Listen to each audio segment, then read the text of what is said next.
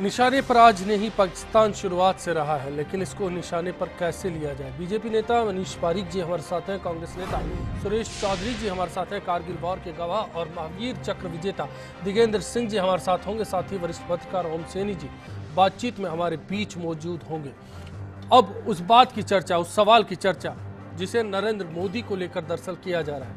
नरेंद्र मोदी क्या कहते आए थे और आज देश की भावनाएं क्या इसी के साथ चल रही है, और ऐसे हालात में फिर क्या समझा जाए। पहले नरेंद्र मोदी की कुछ बयान।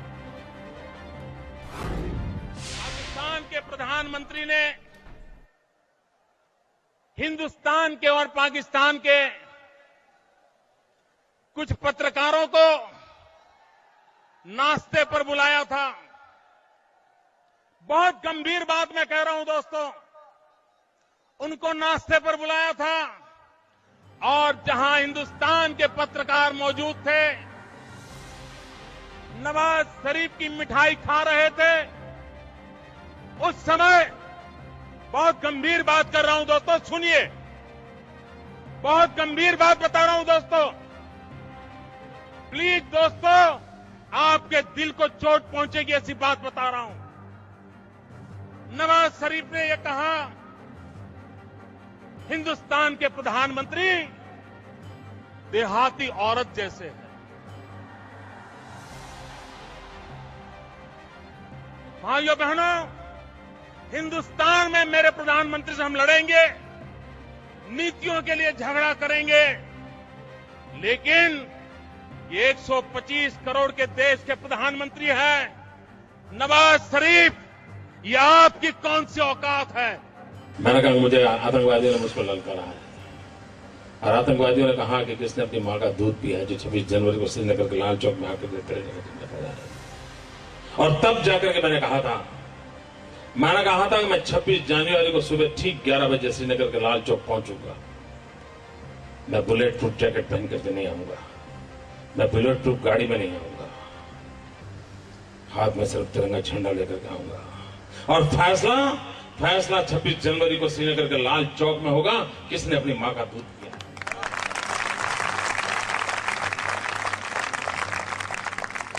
और मित्रों, मैं समय पे गया, तिरंगा झंडा फहराया और आज आपके सामने खड़ा। लादेन का पाकिस्तान की धरती पर मारा जाना इस बात की पुष्टि करता है कि पाकिस्तान आतंकवादियों का एक बहुत बड़ा अड्डा बना हुआ है। पूरे विश्व की मानवतावादी शक्तियों को पाकिस्तान की इन आतंकवादी प्रवृत्तियों के खिलाफ एकजुट करना चाहिए। अमेरिका पर भी दबाव डालना चाहिए कि वो धूलमुल नीति न अपनाए। आतंकवाद के खिलाफ दो टूक शब्दों में बिना लाभ कहना तो नरेंद्र मोदी बहुत कुछ चाहते हैं, और आज के सूरत हाल में इसे कैसे समझा जाए और आर पार के लड़ाई का ऐलान क्या आज के मौजूदा मसले का रास्ता है, क्योंकि सोशल मीडिया पर आज यही ज्वार देखने को मिला। दिन भर के दरमियान हर एक पोस्ट में हर कोई चाहता है कि पाकिस्तान को मुंह तोड़ जवाब दिया जाए। पहले इस बीच एक सवाल भी आपके बीच, क्या पाकिस्तान को आर पार का जवाब देना जरूरी है? आप अपनी राय हमारे वेबसाइट के साथ साथ फेसबुक और ट्विटर के जरिए भी हम तक पहुंचा सकते हैं। दिगेंद्र पाल सिंह जी, आपका रुख करना चाहूंगा, क्योंकि एक सैनिक पर जो बीतता है, जो कुछ भी देखा एक सैनिक ने पठानकोट में, उसको सिर्फ भावनाओं के जरिए देश महसूस कर रहा है। मैं आपसे जानना चाहता हूं कि एक सैनिक की आज क्या भावनाएं हैं। जय भारत। सबसे पहले तो मैं ये देशवासियों को ये बात बताना चाहता हूं कि सैनिक सिर्फ लड़ाई लड़ सकता है, ये ऊपर के राजनीति के जो झमेले हैं ना, वो सैनिक नहीं झेल सकता। सबसे बुरी बात ये है कि ये बॉर्डर पार से नहीं आकर के ने, और ये अपना जिस प्रकार से अपना पासपोर्ट बना करके बाई एयर भी आते हैं, बाई ट्रेन भी आते हैं, और कई रास्ते और हैं। ये बॉर्डर जहाँ संगीन पैरा वहाँ से नहीं आते, और बार बार गवर्नमेंट, हमारा देश का मीडिया यही कहता है कि ये संगीन पैरे से आते हैं उग्रवादी। और ये तो क्लियर पता है, हमारे देश के प्रधानमंत्री को भी पता है, पहले वाले प्रधानमंत्री को भी पता था कि उग्रवादियों का अड्डा सिर्फ पाकिस्तान है। और दूसरा कोई नहीं है।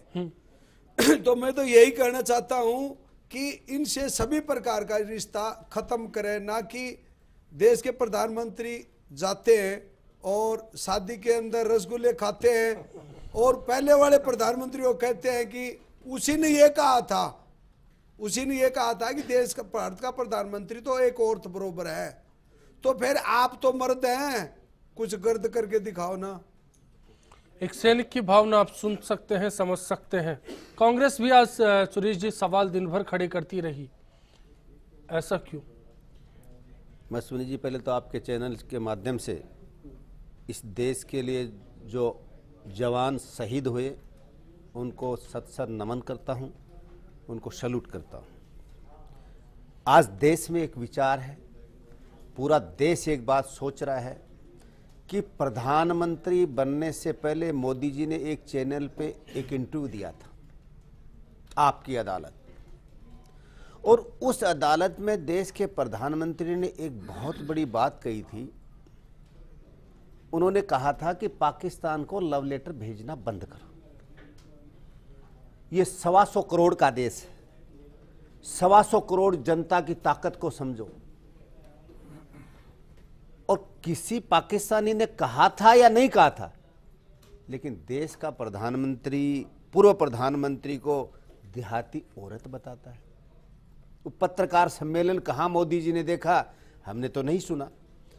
मैं पूछना चाहता हूं मोदी जी से कि वो लव लेटर की जगह वो तो खुद ही लव करने चले गए पाकिस्तान। देश के प्रधानमंत्री देश की 125 करोड़ कांग्रेस क्या जानकारी में डाले बिगड़। कांग्रेस क्या चाहती है? मोदी अपने रुख जो पहले था उस पर कायम रहे, या फिर जो विदेश नीति जिस पर कांग्रेस चलती आई उस पर कायम रहे? कांग्रेस की विदेश नीति पे कभी भी मैं ये नहीं कह रहा हूं कि मोदी जी विदेश नीति बदलें। मोदी जी विदेश नीति पे आरोप लगाते थे, मोदी जी हमेशा करते थे कि कांग्रेस ने ये कर दिया, कांग्रेस ने ये कर दिया। आज प्रधानमंत्री हैं, देश की जनता और देश की रक्षा व्यवस्था टोटल उनके सेना सब कुछ उनके अंडर में है। तो मोदी जी इस देश को बताए बिगड़ पाकिस्तान में जाते हैं। मोदी जी को यह पता है कि पाकिस्तान में तमाम आतंकवादियों के अड्डे हैं, तो वो क्या आतंकवादियों से मिलने गए थे या देश की कोई सूचना देने गए थे, या वो 56 इंची वाला सीने का प्रधानमंत्री रसगुल्ले खाने चला गया, बर्थडे पार्टी में चला गया? देश की नीति पे बात करते, विदेश नीति पे बात करते, देश के अंदर आतंकवाद पाकिस्तान कर रहा है उस पर विचार विमर्श करते। वो करना चाहिए, पड़ोसी देश है उससे वार्तालाप करनी चाहिए, शांति स्थापित करनी चाहिए। लेकिन मोदी जी का वो 56 इंची वाला 5.5 इंची सीने में बदल चलिए, अब दर्शकों को मैं मनोहर पारीकर को भी सुनाना चाहूंगा। पठानकोट में जो कुछ भी हुआ उसके बाद मीडिया से मुखातिब होते हुए रक्षा मंत्री ने क्या समझा, पाकिस्तान का हाथ कैसे है, सुनिए आप। In this operation, 6 terrorists have been neutralized. 2 जन जो इनकी बॉडीज आज ये की है वो जल के काफ़ी डिस्ट्रॉय हुए, सो उनकी confirmation after DNA test double confirmation करनी पड़ेगी। लेकिन 2 जगह बॉडी पार्ट्स मिले हैं, जब कंटिन्यूस एक्सप्लोजन चल रहा था उसमें, तो काफ़ी बॉडी डिस्ट्रॉय हुई है, लेकिन 2 जगह मिले हैं 2 कोने में, तो उससे दोनों की बॉडी आइडेंटिफाई की गई है। और डीएनए टेस्ट से finally NIA will definitely confirm that 6 number.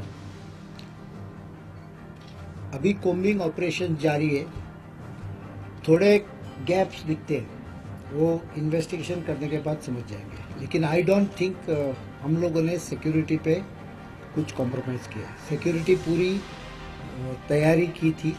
It takes some time to guard such a huge complex. There are strategic assets. Force had to be deployed to ensure that they are not damaged. बाद में perimeter जो है इसका वो करीबन 24.7 kilometre है, करीबन 1900 एकड़ की ज़मीन है। और if you go to this area where they have come, you will realize that, मैं एक सभी नहीं बोलता हूँ, एनआईए को थोड़ा इन्वेस्टिगेशन करके लीड दे दो, they have got the lead. Manish Pareek साहब, तमाम सूरत हाल हमारे सामने है। मैं जानना चाहता हूं कि नरेंद्र मोदी जो कहते थे उस पर कायम नहीं है, उसके पीछे की वजह क्या है? नहीं, कायम नहीं होने की तो बात ही नहीं है।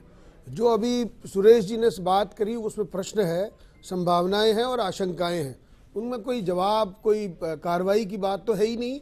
बड़ी बात यह है कि जब वो देहाती औरत का प्रश्न वो क्यों बोल रहे हैं, इन्होंने कोई देखी नहीं प्रेस कॉन्फ्रेंस। एक इनकी बात यह है। एक बात यह है कि पहले तो कहते थे कि मर्द प्रधानमंत्री जाके वहाँ कार्रवाई करनी चाहिए और लव कराए वहाँ। ये तीनों बातें गलत है, इनका कोई जवाब नहीं है, इनकी कोई बात नहीं है। जो देश का मैटर है वो ये है कि जितने आदमी घुसे वो सब मारे गए, बात खत्म। एक जो आतंकवाद का विषय जितनी बात सीरियसली लिया जाता है उतनी सीरियसली इसका जवाब भी दिया जाएगा, लेकिन उसके लिए आशंकाओं और प्रश्नों का कोई स्थान नहीं।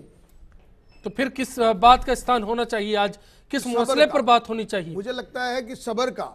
और ये बात देखिए, मैं इसलिए इस मसले को बोल रहा हूं कि आप सोशल मीडिया को कांग्रेस से बेहतर बीजेपी समझती है, ऐसा दावा किया जाता है। प्रधानमंत्री नरेंद्र मोदी ने सोशल मीडिया का जो इस्तेमाल किया, मेरे ख्याल से इससे पहले देश के किसी प्रधानमंत्री ने नहीं किया।